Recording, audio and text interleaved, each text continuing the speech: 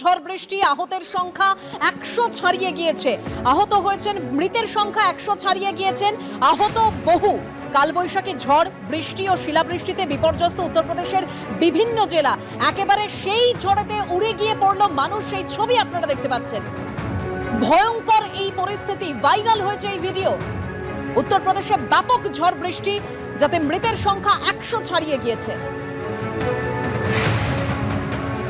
কালবৈশাখীর ঝড় বৃষ্টি শিলাবৃষ্টিতে বিপর্যস্ত উত্তরপ্রদেশের বিভিন্ন জেলা।